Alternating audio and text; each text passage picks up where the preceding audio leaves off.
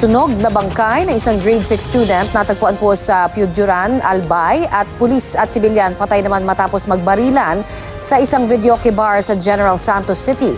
Yan at iba pang balitang probinsyang hatid ni Victoria Tulad.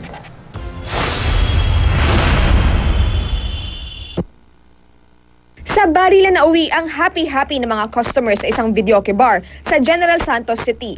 Kapwa patay ang customer na kinilalang si alias JR at ang pulis na si PO2 Ray Florendo. Base sa paunang investigasyon, dahil sa sobrang kalasingan ay nagpaputok ng baril si alias JR sa loob ng bar. Pinaputokan din ito si PO2 Florendo nang rumesponde ang pulis. Sa kabila ng tinamong tama ng bala, nagawa pang makaganti ng pulis at napatay si alias JR. Sunog na bangkay na ng matagpuan ng isang grade 6 student sa bayan ng Piuduran, Albay. Bukod sa sunog, ibinitin pa ang labi. Mismong kapatid ng biktima ang nakakita sa labi. Bago natagpuan ng bangkay, isang linggong naiulat na nawawala ang biktima. Inaalam pa kung sino at ano ang motibo sa krimen. Sa Zamboanga City, patay matapos tadtarin ng saksak ang isang lalaki.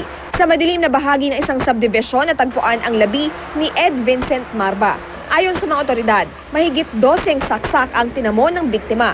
Palaisipan naman sa pamilya ng biktima ang inugatan ng pananaksak. Inaalam pa ng mga pulis kung sino ang may gawa nito. Victoria Tulad, GMA News.